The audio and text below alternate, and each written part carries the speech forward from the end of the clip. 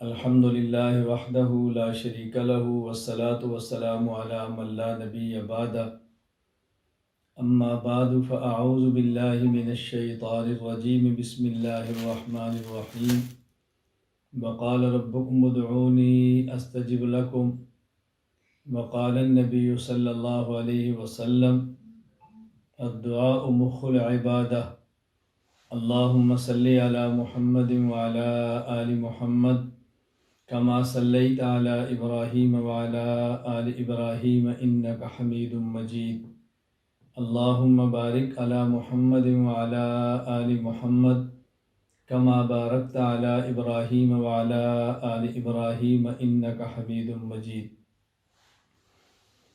اللہ تعالیٰ کا شکر ہے، اللہ تعالیٰ کا کرم ہے، محض فضل ہے اللہ رب العزت کا کہ اس دور میں کئی ایک عنوانات پر کتابیں الحمدللہ مرکز اہل سنت والجماع سرگودہ پاکستان سے چھپ کر منظر عام پر آئی ہیں۔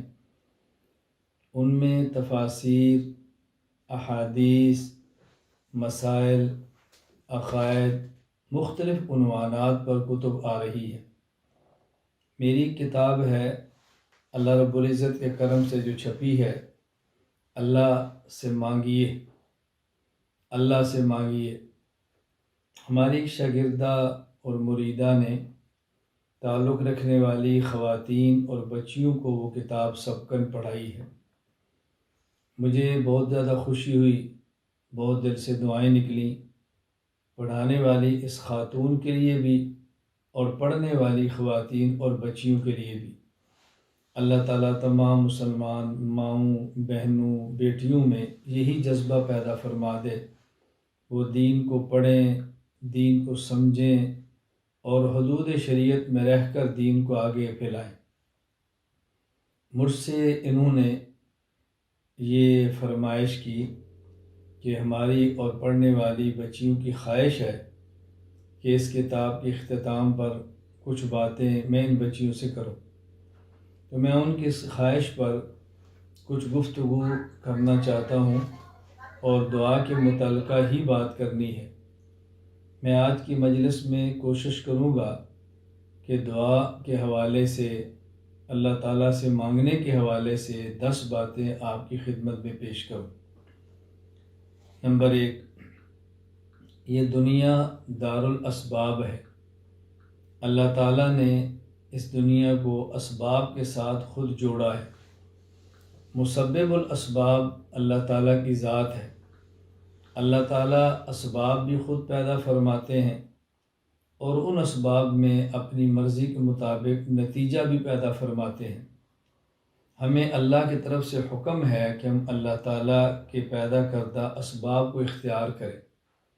باقی اللہ تعالیٰ کی مرضی، اللہ کا حکم، اللہ رب العزت کی منشا، وہ ان اسباب پر کیا نتائج مرتب فرمائے، وہ نتیجہ دیں جو ہم چاہتے ہیں یا وہ نتیجہ دیں جو ہم نہیں چاہتے، اللہ تعالیٰ کی مرضی ہے۔ ہم اسباب کو اختیار کرنے کے پابند ہیں۔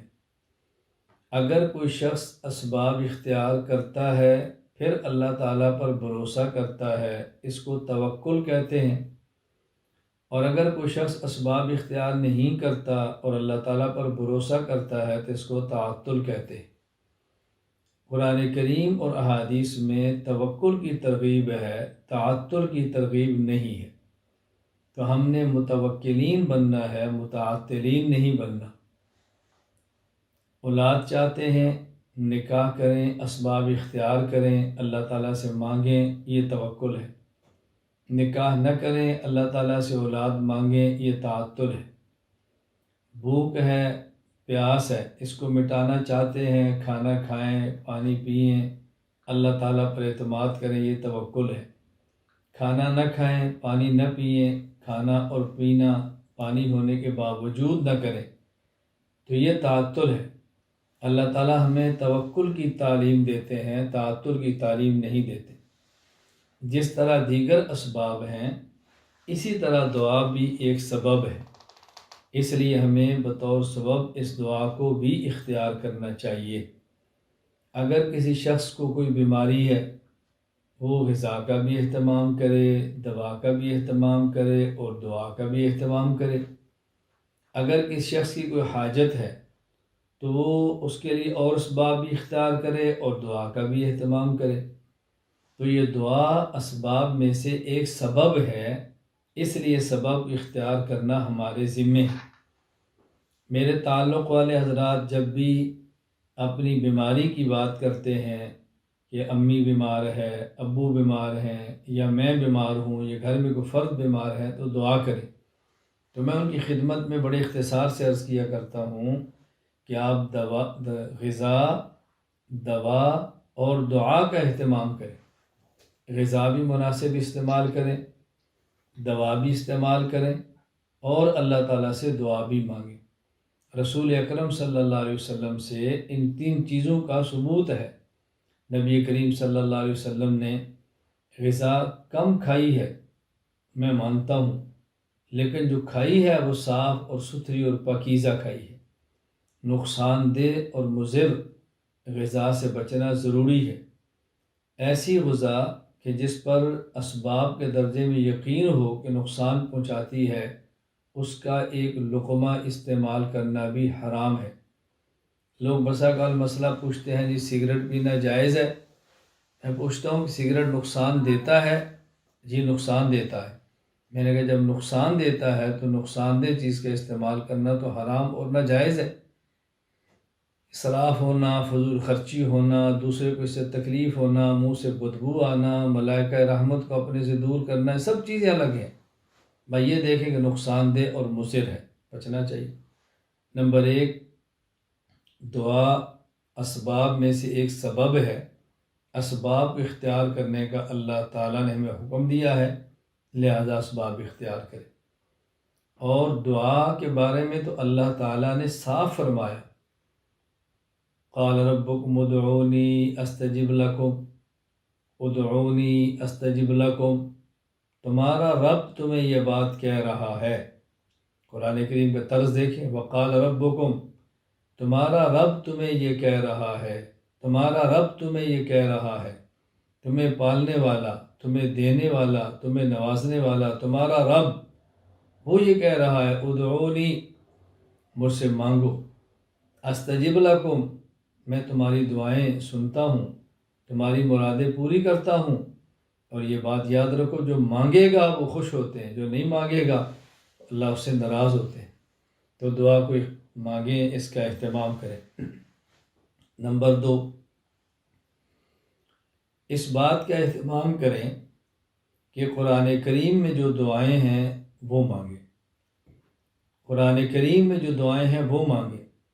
ربنا ظلمنا انفسنا وان لم تغفر لنا وترحمنا لنكونن من الخاسرین، ربنا لا تؤاخذنا ان نسینا او اخطأنا، ربنا ولا تحمل علينا إصرا كما حملته على الذين من قبلنا، ربنا ولا تحملنا ما لا طاقة لنا به، واعف عنا واغفر لنا وارحمنا أنت مولانا فانصرنا على القوم الكافرين، ربنا لا تزغ قلوبنا بعد إذ هديتنا وهب لنا من لدنك رحمة إنك أنت الوهاب، ربنا آتنا في الدنيا حسنة وفي الآخرة حسنة وقنا عذاب النار، ربنا هب لنا من أزواجنا وذرياتنا قرة أعين واجعلنا للمتقين إماما، ربنا اغفر لنا ولإخواننا الذين سبقونا بالإيمان ولا تجعل في قلوبنا غلا للذين آمنوا ربنا إنك رؤوف رحيم،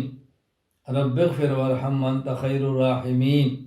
میں نے چند ایک دعائیں آپ کی خدمت میں پیش کی ہیں جن کی شروع میں ربنا ربنا ربنا ہے، کیونکہ میں نے آیت پڑھی وقال ربکم، تمہارا رب کہتا ہے مجھ سے مانگو، تو ہم بھی کہتے ہیں ربنا آتنا، اے ہمارے رب آپ نے حکم دیا مانگو، اے ہمارے رب ہم مانگ رہے ہیں، اے ہمارے رب ہم مانگ رہے ہیں، جو آپ نے فرمایا ہم آپ کی بات مان رہے ہیں، اے اللہ عطا فرما دے۔ دعائیں وہ مانگیں جو قرآن کریم میں ہیں، پھر وہ دعائیں مانگیں جو احادیث میں ہیں۔ حضور اکرم صلی اللہ علیہ وسلم کے مبارک الفاظ ہیں، رسول اکرم صلی اللہ علیہ وسلم کی زبان مبارک سے جو الفاظ نکلے ہیں وہ مانگیں۔ اور رسول اکرم صلی اللہ علیہ وسلم نے امت پر کتنا احسان فرمایا ہے کہ جب صبح اٹھتے ہیں اور جب رات کو سوتے ہیں، صبح اٹھنے سے لے کر رات سونے تک ہر وقت ہر عمل کے مناسب رسول اکرم صلی اللہ علیہ وسلم نے دعا مانگ کر بتائی ہے، دعا سکھا دی ہے۔ کیا کرم ہے رسول اکرم صلی اللہ علیہ وسلم کا، کیا رحمت ہے پوری کائنات کے لیے۔ صبح اٹھے تو دعا مانگے، الحمدللہ الذی احیانا بعد ما اماتنا، اللہ اکبر۔ رات سوئیں تو دعا مانگے، اللہم بسمک اموت و احیا۔ میں مکمل دعا نہیں، ساری دعائیں نہیں پڑھ رہا، صرف اشارے دے رہا ہوں دعائیں۔ رسول اکرم صلی اللہ علیہ وسلم نے بیت اللہ جانے کی اور بیت الخلاء جانے کی دعائیں سکھائی۔ کوئی ایسا موقع نہیں جو آپ نے امت کو دعائیں نہ سکھائی ہوں، حتیٰ کہ ایسے مواقع جس کا عام طور پر بیان کرنا تعجب کا معنی رکھتا ہے، آپ صلی اللہ علیہ وسلم سے وہاں کی دعائیں بھی منقول ہیں۔ جب خامد اور بیوی آپس میں ملیں، خامد کون سی دعا مانگے، بیوی کون سی دعا مانگے، اللہ کے نبی نے وہ دعائیں بھی بتائیں۔ کس قدر امت کے ساتھ محبت اور شفقت کا معاملہ فرمایا ہے۔ دوسرے نمبر پر میں نے عرض کیا کہ کوشش کریں سب سے پہلے دعا وہ مانگیں جو قرآن کریم میں ہے، دعا مانگیں جو حدیث پاک میں ہے۔ حکیم الامت مجدد الملت مولانا اشرف علی تھانوی نور اللہ مرقدہ نے مناجات مقبول کے نام پر ایک چھوٹا سا کتابچہ مرتب فرما دی ہے، جس میں قرآنی دعائیں ہیں اور رسول اکرم صلی اللہ علیہ وسلم سے منقول احادیث اور مسنون دعائیں ہیں، حدیث میں آنے والی مسنون دعائیں، وہ رکھ لیں اپنے پاس۔ 7 منزلیں ہیں، روزانہ ایک منزل پڑھ لیا کریں، اور انشاءاللہ ہمارا اپنا بھی ارادہ مستقل اس عنوان پر ایک کتاب ترتیب دینے کا کہ ہم کوشش کریں کہ ایسی کتاب ترتیب جس میں مہینہ کے حساب سے ہر روز کی کچھ دعائیں ہوں، یعنی ایک معمول کی دعائیں اور کچھ مزید دعائیں، تاکہ ایک مہینہ میں اگر روزانہ اس کتاب کا کچھ حصہ پڑھ لیا جائے تو یہ ساری دعائیں تقریباً اس کے اندر آ جائیں گی۔ اس کا ہمیں اہتمام کرنا چاہیے۔ نمبر 3، وہ شخص جس کو قرآن کریم کی دعائیں نہیں آتی، وہ شخص جس کو احادیث میں موجود دعائیں نہیں آتی، تو پھر دعا کون سی مانگے؟ پہلی بات تو یہ ہے کہ مسلمان کی شان کے لائق نہیں کہ وہ اس کو یہ دعائیں نہ آتی ہوں۔ مسلمان کو یہ بات زیب نہیں دیتی کہ اس کو یہ دعائیں نہ آتی ہوں۔ مسلمان کو اہتمام کرنا چاہیے، ان دعاؤں کو یاد کرے۔ لیکن ایک شخص کی زندگی جوانی غفلت میں گزری ہے، اللہ رب العزت نے توفیق عطا فرمائی، توبہ کی توفیق مل گئی، ترغیب ہو گئی، رغبت ہو گئی، اللہ نے کرم فرما دیا۔ اب قرآن کریم یہ سیکھنا شروع کرے، الف با تا سا سیکھنا شروع کرے، اور 7 دعائیں یاد کرنی شروع کرے۔ موقع کے مناسب ایک دعا، دیکھیں اگر روزانہ ایک دعا بھی یاد کرے گا تو ایک مہینے میں 29 یا 30 دعائیں تو یاد ہو جائیں گی نا، 29 یا 30 دعائیں تو یاد ہو جائیں گی نا۔ میں 28 نہیں کہہ رہا، چونکہ عربی مہینوں میں 29 اور 30 ہی ہوتے ہیں، 28 نہیں ہوتے، اگرچہ انگریزی مہینوں میں فروری 28 کا آتا ہے۔ میں صرف گزارش کر رہا ہوں 29 یا 30 دعائیں تو یاد ہوں گی، اور اگر یہ تھوڑی سی محنت کرے گا تو آپ ذرا غور فرمائیں کہ اس کو سال کے اندر کتنی دعائیں یاد ہو جائیں گی، ایک دعا روزانہ۔ تو کوشش کریں دعائیں یاد کریں، پھر بھی یاد نہ ہوں، زبان اٹکتی ہے، حافظہ کمزور ہے اور اتنی استعداد نہیں ہے، تو اپنی زبان میں دعا مانگیں۔ اردو والا اردو میں مانگے، سندھ والا سندھی میں مانگے، خیبر پختونخوا والا پشتو میں مانگے، بلوچستان والا بلوچی میں مانگے، کوئی بروہی میں مانگے، کوئی فارسی میں مانگے، کوئی کشمیری میں مانگے، گلگت اور بلتستان والا اپنی زبان میں مانگے، سرائکی اپنی زبان میں مانگے، جو کسی کی زبان ہے اس میں مانگے، اور اللہ تعالیٰ سے دعا مانگے، اپنی اپنی زبان میں مانگے۔ بس اوقات اپنی زبان میں دعا مانگنا زیادہ آسان ہوتا ہے۔ اللہ تعالیٰ تو سب زبانوں کے خالق ہے، سب زبانوں کو جانتے ہیں۔ اللہ تعالیٰ کو ہم نے کوئی زبان سمجھانی تھوڑی ہے، الیاذ باللہ تو سمجھتے ہیں۔ اس لیے کسی بھی زبان میں دعا مانگی جا سکتی ہے۔ ہاں اس بات کا خیال کریں جب نماز پڑھ رہے ہوں تو نماز میں عربی کے علاوہ دعا نہ مانگیں اور وہی دعا مانگیں جو قرآن کریم کے اندر آئی ہے۔ ہاں اگر سجدے میں دعا مانگنا چاہیں تو فرائض میں نہ مانگیں، نوافل میں مانگیں، اور وہ دعا مانگیں جو منقول اور معصور ہے، جو آئی ہے احادیث میں۔ اپنی زبانوں میں یوں دعائیں نہ مانگیں۔ ہاں اگر نماز نہیں پڑھ رہے، ویسے دعا ہاتھ اٹھا کر مانگ رہے ہیں اور مزید دل میں خشوع و خضوع آ گیا، سجدے میں گر گئے اور سجدے میں چلے گئے تو وہاں دعا اپنی زبان میں مانگیں، اللہ سے گڑ گڑا کے مانگیں، کوئی نماز تو نہیں ہے۔ بہرحال دعا کسی بھی زبان میں مانگنی چاہیے۔ نمبر 4، دعا کب مانگیں؟ یہ بات ذہن نشین فرما لیں کہ دعا کب مانگنی ہے۔ دعا موقع کے مناسب مانگیں، دعا موقع کے مناسب مانگیں، یعنی جس موقع پر جو دعا رسول اللہ صلی اللہ علیہ وسلم سے منقول ہے اس موقع پر وہ دعا مانگیں۔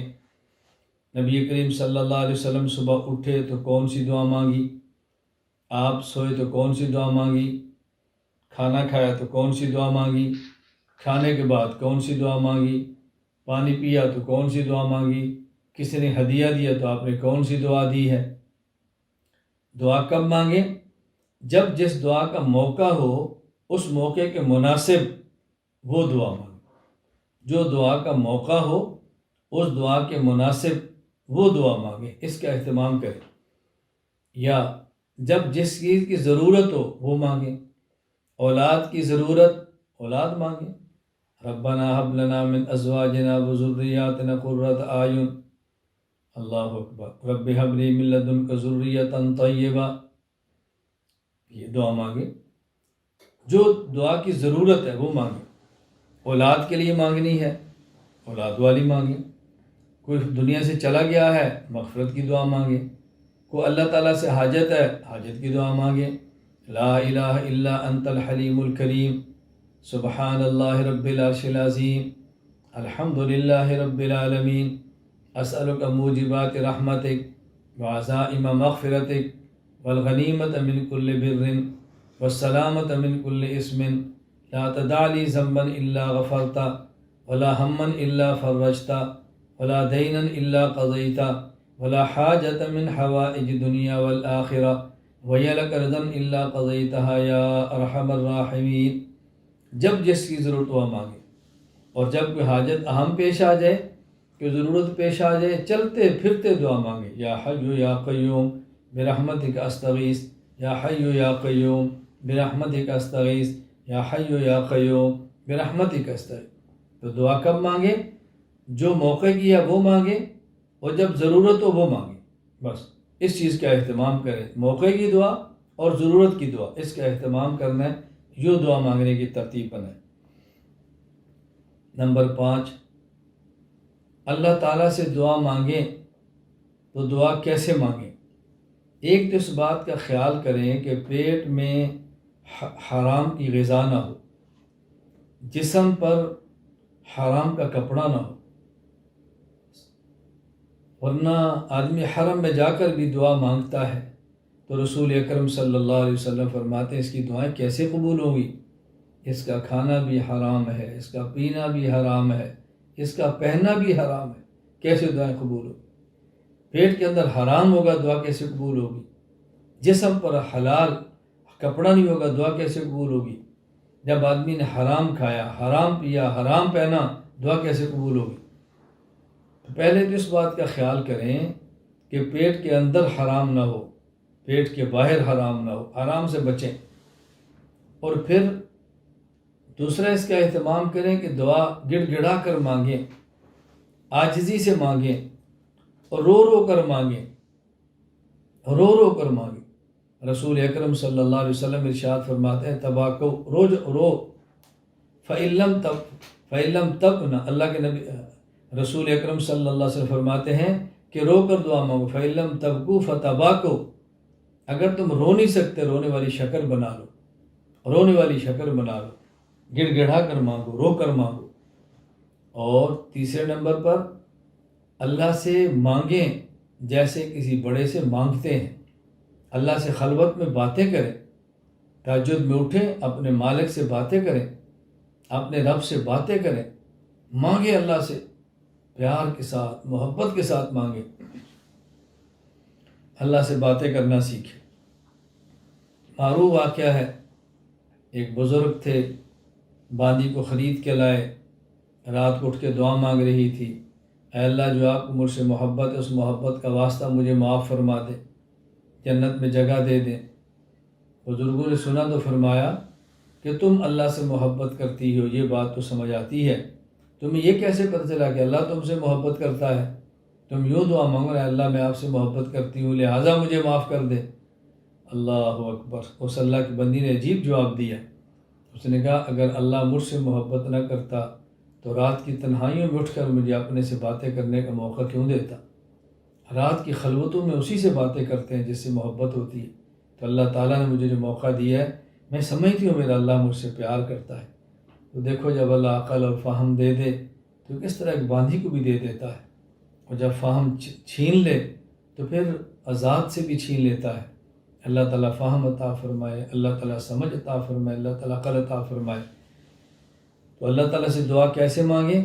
میں نے بتایا، ایک اس بات کا خیال کریں کھانا حلال ہو، پینا حلال ہو، پہننا حلال ہو۔ دوسرا اس بات کا اہتمام کریں گڑ گڑائیں، عاجزی ہو، رونا ہو۔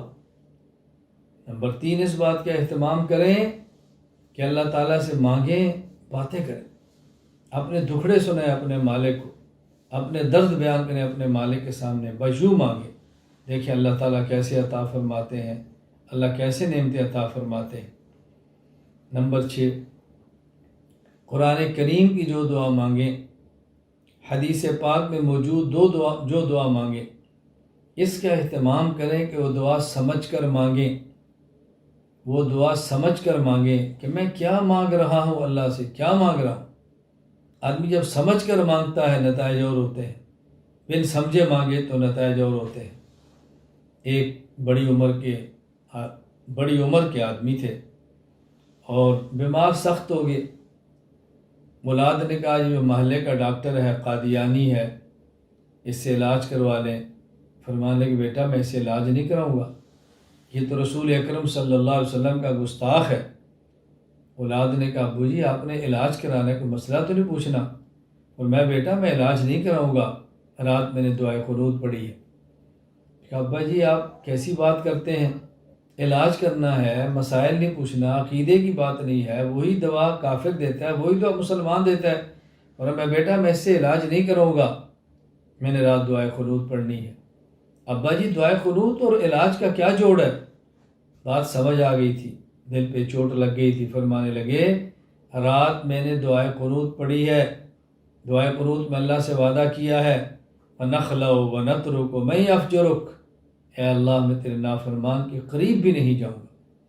صبح اگر میں گیا اور آج پھر میں نے کہنا ہے اے اللہ میں تیرے نافرمان کے قریب بھی نہیں جاؤں گا، اس طرح مر گیا، قیامت کو اللہ نے پوچھ لیا، رات وعدے کرتا تھا تیرے نافرمان کے قریب نہیں جاؤں گا، صبح میرے پیغمبر کی ختم نبوت پر ڈاکہ ڈالنے والے ڈاکو اور گستاخ سے جا کر تو اپنا علاج کراتا تھا، میں اللہ کو کیا جواب دوں گا؟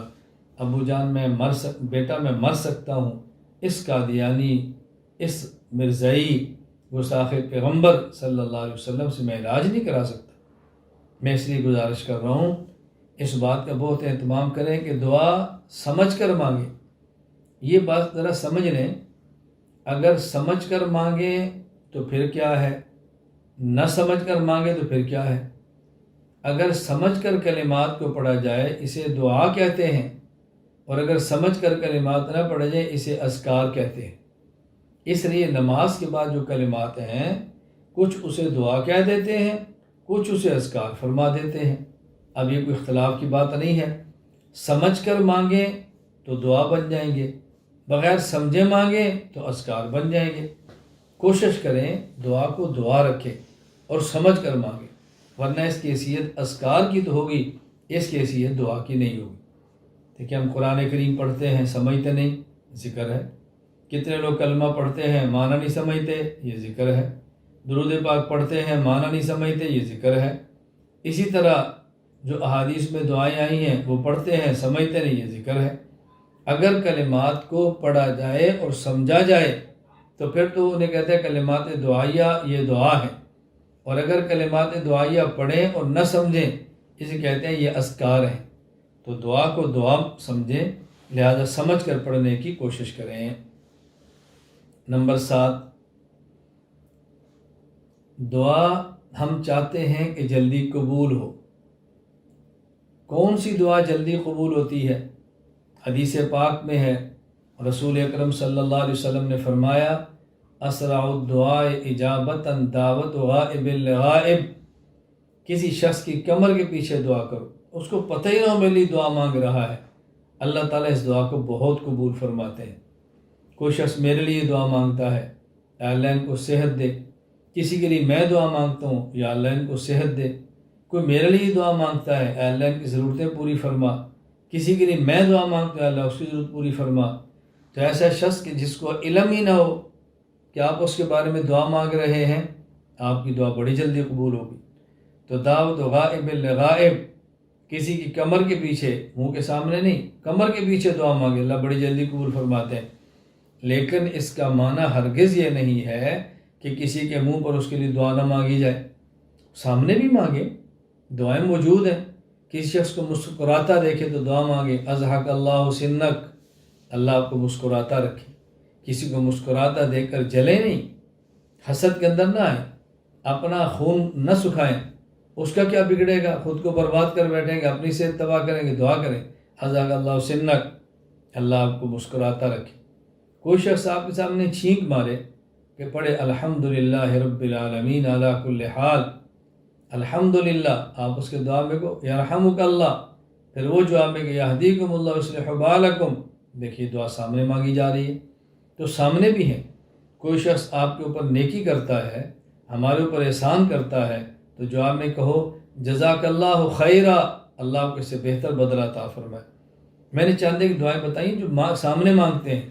کوئی شخص ہماری دعوت کرے، دعوت کھائیں تو وہاں دعا مانگے، اکل طعامکم الابرار وافطر عندکم الصائمون وصلت علیکم الملائکہ۔ اکل طعامکم الابرار، تمہارے دسترخوان بچھے رہیں، نیک لوگ کھاتے رہیں۔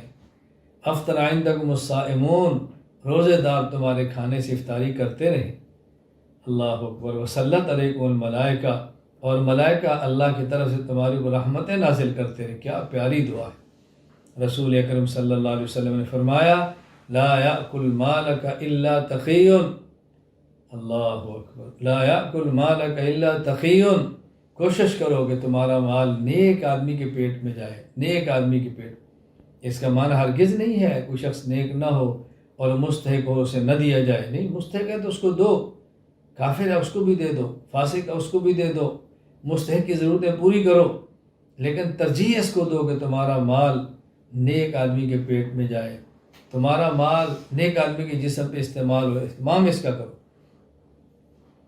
جلدی دعا قبول ہوتی ہے آدمی کسی کی پشت کے پیچھے کرتا ہے۔ اچھا، عجیب بات یہ ہے کہ جو شخص کسی کے لیے دعا کرے اللہ تعالیٰ اسے محروم نہیں فرماتے، اللہ تعالیٰ اس پر ایک فرشتہ متعین فرماتے ہیں۔ فرشتہ کہتا ہے وَلَكَ مِثْلُكَ، وَلَكَ مِثْلُكَ، اللہ تمہیں بھی یہ دے دے، اللہ تمہیں بھی یہ دے۔ کسی کے لیے دعا کرے، یا اللہ فلاں کو نیک اولاد دے، فرشتہ کہتا ہے اللہ اس کو بھی دے دے۔ کسی کے لیے دعا کرے اللہ اس کو صحت دے، فرشتہ کہتے ہیں اللہ اس کو بھی صحت مند رکھ۔ کسی کے لیے دعا کرے یا اللہ اس کے رزق میں برکت دے، فرشتہ کہتے ہیں یا اللہ اس کے رزق میں برکت دے، تجھے بھی برکت والا رزق ملے۔ اپنے لیے اگر ملائکہ سے دعا کرانا چاہتی ہیں تو دوسروں کے لیے دعا کریں، ملائکہ آپ کے لیے دعا کریں گے، فرشتے آپ کے لیے دعا کریں گے، اس کا بہت زیادہ اہتمام کریں۔ نمبر 8، دعا مانگیں تو دعا کے آداب میں سے ہاتھ اٹھا کر دعا مانگیں۔ رسول اکرم صلی اللہ علیہ وسلم جب دعا مانگتے تھے یوں ہاتھ اٹھاتے، یعنی آپ کے ہاتھ اپنے جسم سے الگ ہوتے، بازو الگ ہوتے، یوں ہاتھ اٹھا کر مانگتے۔ بعض روایات میں کہ جب آپ ہاتھ دعا مانگتے تو ہاتھ کو یوں اٹھا لیتے، بالکل ایسے ہاتھ اٹھا لیتے، یعنی بالکل بلندی کی طرف ہاتھ چلے جاتے۔ لیکن یہ زیادہ تر مردوں کے لیے، خواتین پردے کا بہت زیادہ اہتمام کریں۔ خواتین تو بند کمرے میں بھی ہوں تب بھی پردے کا اہتمام ہے۔ عورت اگر نماز پڑھے کوئی مرد نہ ہو، کوئی نہ محرم نہ ہو، تب بھی اس کے لیے حکم ہے پردے کا، پھر بھی اس کے بال کھلے رہ گئے، جسم کے حصے کھلے رہ گئے، تو اس کی نماز نہیں ہوگی، حالانکہ وہاں کوئی بھی نہیں۔ خواتین کو پردے کا بہت اہتمام کرنا چاہیے، بہت اہتمام کرنا چاہیے۔ ہر ایسا موقع جس سے ہلکا سا بھی بے پردگی کا اندیشہ ہو، عورت کو بہت زیادہ احتیاط کرنی چاہیے۔ میں انشاءاللہ چاہتا ہوں کسی وقت پردے کے عنوان پہ مستقل بات کرو، بعض باتیں سمجھانا بہت ضروری ہے، قرآن کریم کی آیات کی صحیح تفسیر کرنا بہت ضروری ہے۔ بعض لوگوں کو قرآنی آیات سے غلطی لگی ہے کہ الا ما ظہر منہا، قرآن نے گنجائش دی ہے عورت کے چہرے کی، قرآن نے گنجائش دی ہے عورت کی ہتھیلی کی، قرآن نے عورت کے ہاتھ کے پشت کی، قرآن نے اجازت دی ہے عورت کے پاؤں کی جو پشت ہے اس کو ننگا رکھ، الا ما ظہر منہا میں شامل ہے۔ یہ دھوکہ ہے۔ میں کسی وقت اس پر تفصیل سے بات کروں اور اس غلط فہمی کو دور کروں کہ خواتین کے لیے جس طرح پورے جسم کا پردہ ہے، اسی طرح نامحرم سے چہرے کا پردہ ہے، نامحرم سے ہاتھ کا پردہ ہے، نامحرم سے پاؤں کا پردہ ہے۔ یہ بہت ضروری ہے۔ اس کے اندر خواص مبتلا ہیں، عوام کا کیا کہنا، خواص مبتلا ہیں۔ یہ بات دین پر آنے والی عالمات کو سمجھ آنا ضروری ہے تو متعلمات کو آئے، معلم کو سمجھ آئے تو متعلم کو سمجھ آئے۔ پڑھانے والے کی زندگی ٹھیک ہو تو پڑھنے والے کی ٹھیک ہوتی ہے۔ اللہ میں بات سمجھنے کی توفیق عطا فرمائے۔ میں یہ عرض کر رہا تھا کہ دعا کے لیے ہاتھ اٹھانا اور ہاتھ اٹھا کر دعا مانگنا یہ دعا کے آداب میں سے ہے۔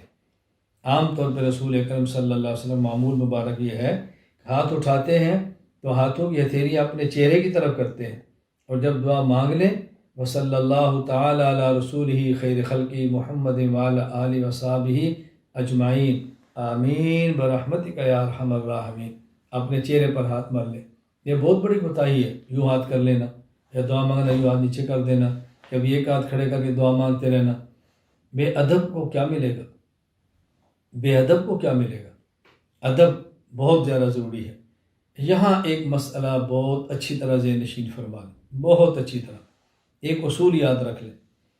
احادیث میں دعائیں دو قسم کی ہیں، یا یوں سمجھیں کہ ہم جو دعائیں مانگتے ہیں وہ دو قسم کے موقع ہیں۔ بعض مواقع پر ایسی دعائیں ہیں کہ جن کے الفاظ رسول اللہ صلی اللہ علیہ وسلم سے نقل کیے گئے ہیں۔ یوں سمجھیں کہ بعض مواقع وہ ہیں کہ جہاں کی دعائیں متعین ہیں، اور بعض مواقع جن کی دعائیں متعین نہیں۔ جن مواقع کی دعا متعین ہیں وہاں ہاتھ اٹھانا ثابت نہیں، اور جہاں کی دعائیں متعین نہیں ہیں وہاں ہاتھ اٹھانا ثابت ہے۔ یہ قانون اکثری ہے، یعنی 99% ایسے ہی ہے۔ آپ روایات پہ غور کر لیں۔ مثلا صبح نیند سے اٹھے تو دعا مانگے کون سی؟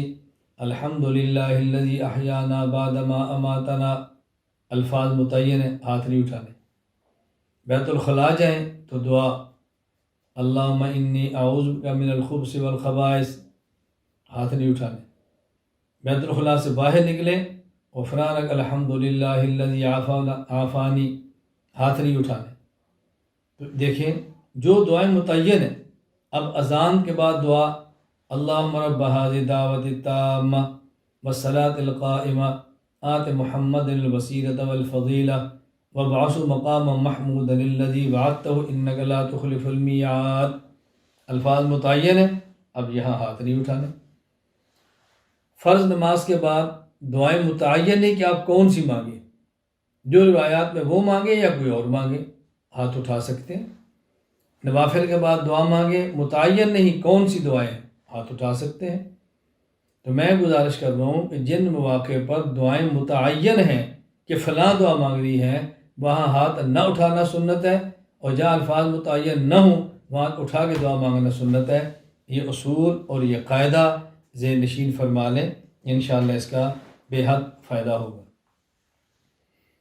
نمبر 9، وہ کون سے لوگ ہیں کہ جن کی دعائیں اللہ تعالیٰ قبول فرماتے ہیں، اللہ تعالیٰ مسترد نہیں فرماتے؟ اللہ اکبر۔ مریض، بیمار، اس کی دعا اللہ قبول فرماتے۔ حدیث پاک بات ہے بیمار جب تک صحت یاب نہیں ہوتا اللہ دعا قبول فرماتے ہیں۔ حدیث پاک میں کہ مریض سے دعا اپنے لیے کرواؤ اللہ اس کی دعا قبول فرماتے ہیں۔ اس لیے مریض سے دعا کی درخواست کرنی چاہیے۔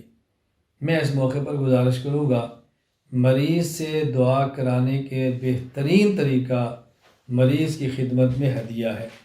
انشاءاللہ آپ کے لیے دل سے وہ دعا کرے گا۔ مریض کے لیے بوجھ نہ بنو، مریض کے لیے بوجھ نہ بنو، مریض کی خدمت کرو۔ ہم مریض کے بعد جب جاتے ہیں پھول لے کر جاتے ہیں، مریض کے بعد جب جا لیں گے پھل لے کر جائیں گے، پھل اس کے پاس پہلے پڑا ہوگا، پھول اس کے کسی کام ہی نہیں آنے، پورا کمرہ بڑا پڑا ہے۔ مریض کی خدمت میں نقد ہدیہ پیسے پیش کرو، وہ اپنی دوائی لے لے، وہ اپنی ضرورت کی خوراک لے لے، ممکن ہے اس کے گھر میں بچوں کا مسئلہ وہ پورا ہو جائے گا، ایسی چیزیں پوری کرو، دیکھنا آپ کو دعائیں کیسے دیتا ہے۔ مریض کی دعا قبول ہوتی ہے، مظلوم کی دعا بڑی قبول ہوتی ہے۔ اتق دعوت المظلوم، مظلوم کی بد دعا سے بچو، مظلوم کی دعا اللہ بہت جلد قبول فرماتے ہیں۔ حج کرنے والے شخص حاجی، اللہ اس کی دعا قبول فرماتے ہیں۔ معتمر، عمرہ کرنے والا شخص، اس کی دعا بڑی قبول فرماتے ہیں۔ عمرے کے لیے جائے، جب تک واپس گھر نہیں آتا اللہ کے راستے کے اندر ہے، اس سے دعائیں کرواؤ، اس سے دعائیں کرواؤ، انشاءاللہ دعائیں قبول ہوگی۔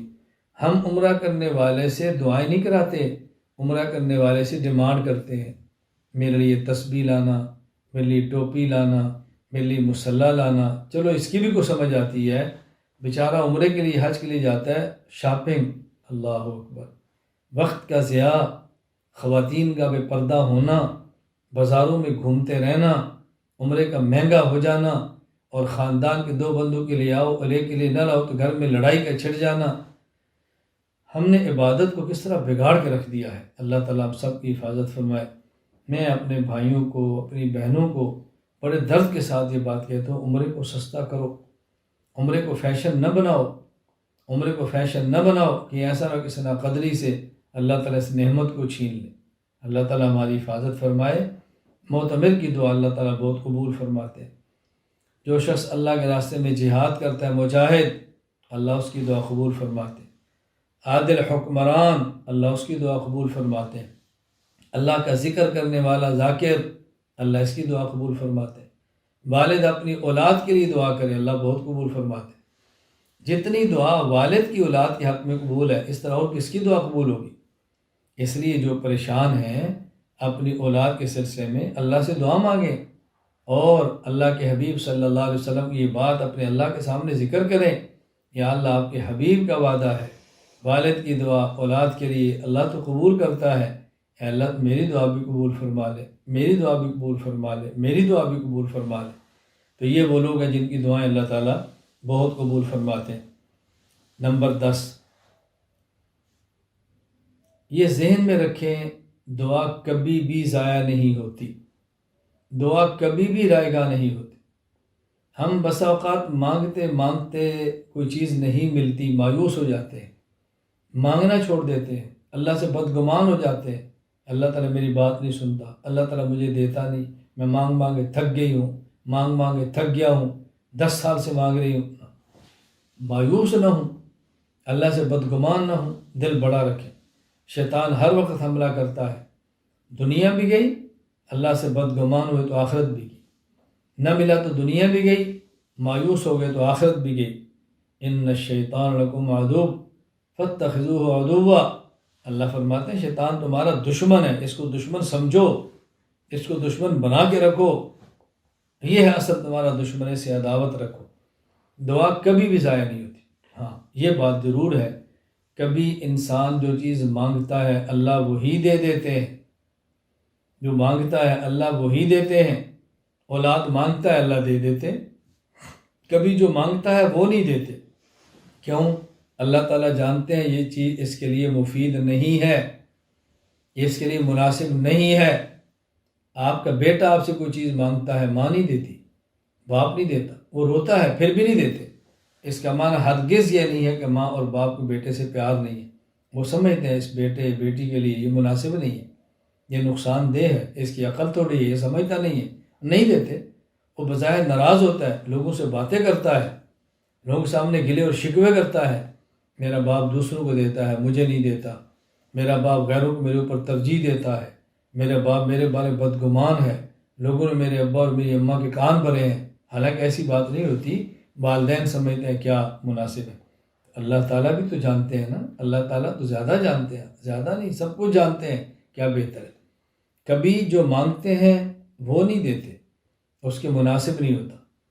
اللہ اکبر، جو مانگا ہے وہ نہیں دیتے، پھر کیا کرتے ہیں، انسان کے اوپر آنے والی کوئی مصیبت ہوتی ہے، اس دعا کی وجہ سے اللہ تعالیٰ وہ مصیبت ٹال دیتے ہیں، اس کو پتہ بھی نہیں ہوتا یہ میری مصیبت فلاں دعا کی وجہ سے ٹلی۔ اور کبھی اللہ تعالیٰ مصیبت نہیں ٹالتے، تکلیف دور نہیں کرتے، اس کی دعا کو قیامت کے لیے محفوظ فرما دیتے ہیں، قیامت کے لیے محفوظ فرما دیتے ہیں۔ تو وہاں جا کر پھر اللہ تعالیٰ اس کو جب دیں گے، اس وقت یہ کہے گا اے کاش دنیا میں جو میں نے مانگا مجھے نہ ملا ہوتا، اے کاش دنیا میں جو میں نے مانگا تھا مجھے نہ ملا ہوتا، میری دعا کی وجہ سے میری فلاں فلاں مصیبت ختم نہ ہوتی، مجھے سارا کچھ یہی ملتا۔ وہاں حسرت کرے گا، حسرت سے کچھ نہیں ہوتا۔ بہرحال میں اپنی ماؤں، بہنوں، بیٹیوں، بھائیوں سب سے گزارش کر رہا ہوں کہ دعا مانگنے میں مایوس نہ ہو۔ لا تیأسوا من روح اللہ انہ لا یئس من روح اللہ الا القوم الکافرون، اللہ کے دربار سے کون نا امید ہو سکتا ہے؟ لا تقنطوا من رحمت اللہ، اللہ فرماتا ہے مایوس مت ہو میری رحمت سے، اللہ کا در ہے، یہاں سے مایوس ہو گے تو بتاؤ کہاں جاؤ گے؟ الہی عبدک العاصی اتاک مقرا بالذنوب وقد دعاک فإن تطردنی فمن یرحمنی سواک، اے اللہ تیرا ہی در ہے، تیرے در پر آیا ہوں، تو نے مجھے یہاں سے نکال دیا تو کون ہے جو میرا ہاتھ پکڑے گا؟ اللہ تعالیٰ ہم سب کو توفیق عطا فرمائے۔ میں آخر میں اس معلمہ کا بہت شکریہ ادا کرتا ہوں، اس کے لیے دعا کرتا ہوں جن نے کوشش کی ہے، آئیے اللہ سے مانگیے، کتاب پڑھائی ہے، اور ان بچیوں کا جن نے ماشاءاللہ اس کتاب کو پڑھا ہے بہت دعا گو ہوں۔ اللہ تعالیٰ آپ سب کو اپنی شان کے مطابق اجر عطا فرمائے۔ تمام پڑھنے والی پڑھانے والی نیت کریں کہ ہم انشاءاللہ اس کام کو لے کر آگے بڑھیں گے، اصطلاح فحاشی کا، بے حیائی کا، گناہوں کا، اس سے جتنے بندے نکال سکے ہم نکالیں گے انشاءاللہ۔ اللہ تعالیٰ مجھے اور آپ کو عمل کی توفیق عطا فرمائے۔ وآخر دعوانا الحمدللہ رب العالمین، الحمدللہ رب العالمین، والصلاة والسلام علی رسولہ وعلی آلہ وصحابہ اجمعین۔ ربنا ظلمنا انفسنا وإن لم تغفر لنا وترحمنا لنكونن من الخاسرین۔ ربنا لا تؤاخذنا إن نسينا أو أخطأنا، ربنا ولا تحمل علينا إصرا كما حملته على الذين من قبلنا، ربنا ولا تحملنا ما لا طاقة لنا به واعف عنا واغفر لنا وارحمنا أنت مولانا فانصرنا على القوم الكافرين،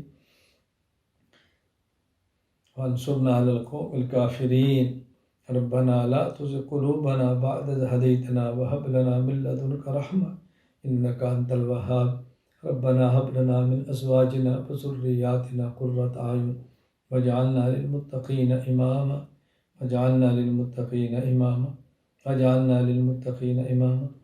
اللهم أعنا على ذكرك وشكرك وحسن عبادتك، اللهم أعنا على ذكرك وشكرك وحسن عبادتك، اللهم أعنا على ذكرك وشكرك وحسن عبادتك، اللهم آت نفسي تقواها وزكها وأنت خير من زكاها وأنت مولاها وأنت مولاها وأنت مولاها، اللهم طهر قلوبنا من النفاق وأعمالنا من الرياء وألسنتنا من الكذب وأعيننا من الخيانة، فإنك تعلم خائنة الأعين وما تخفي الصدور۔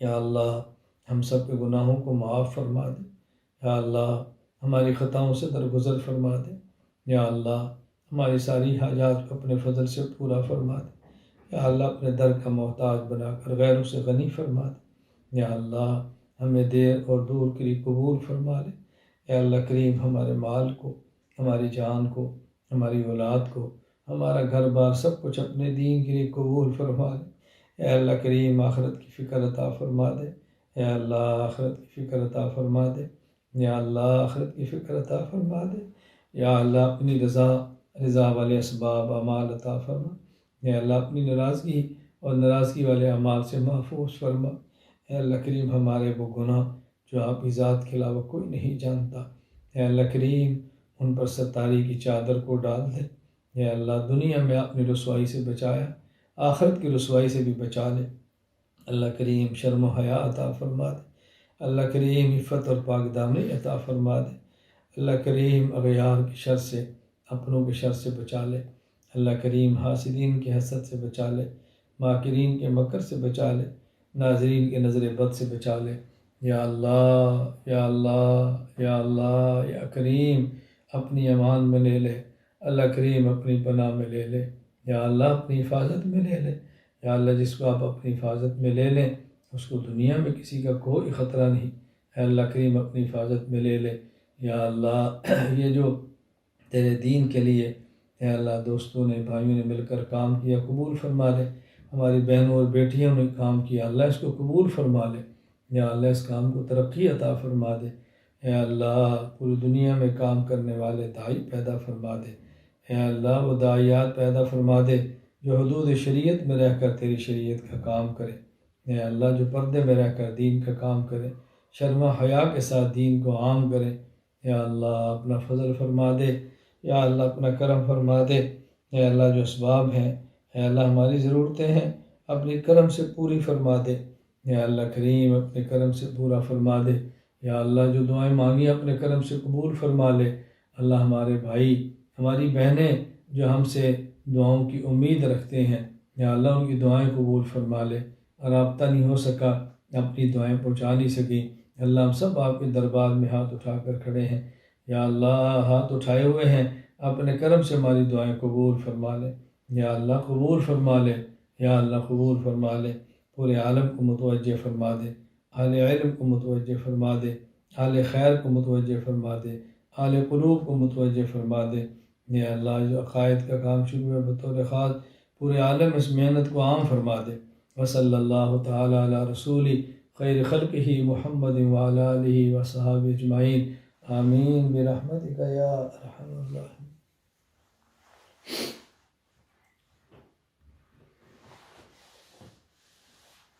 لیکن جو بچیاں بیعت کرنی چاہتی ہیں تو ان کا کچھ خواتین ہیں جو بیعت کرنا چاہ رہی ہیں، کلمات بیعت میں کہہ دیتا ہوں، وہ کلمات بیعت کہہ لیں گی تو انشاءاللہ بیعت ہو جائیں گی۔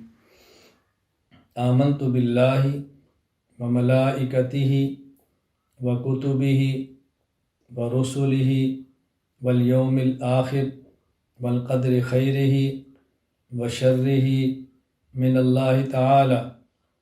میں توبہ کرتی ہوں کفر سے، شرک سے، بدعت سے، چھوٹے بڑے، ظاہری باطنی، جان بوجھ کر اور بھول کر کیے ہوئے تمام گناہوں سے۔ اے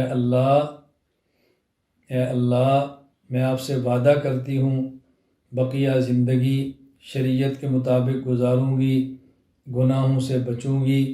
اگر مجھ سے گناہ ہوا تو فوراً توبہ کروں گی۔ میں داخل ہوتی ہوں سلسلہ قادریہ، چشتیہ، نقشبندی، سہروردیہ اور نقشبندیہ میں۔ اے اللہ میری توبہ اور بیعت کو قبول فرما لے، دنیا اور آخرت میں اپنے نیک بندوں میں شامل فرما لے۔ صبح فجر کے وقت یا فجر کی نماز کے بعد سورہ یاسین پڑھیں، مغرب کے بعد سورۃ الواقعہ پڑھیں، عشاء کے بعد سورۃ الملک پڑھیں، جمعہ کے دن سورہ کاف پڑھیں، جمعہ کے دن عصر کی نماز کے بعد جہاں نماز پڑھی ہے وہیں بیٹھ کر 80 مرتبہ درود شریف پڑھیں۔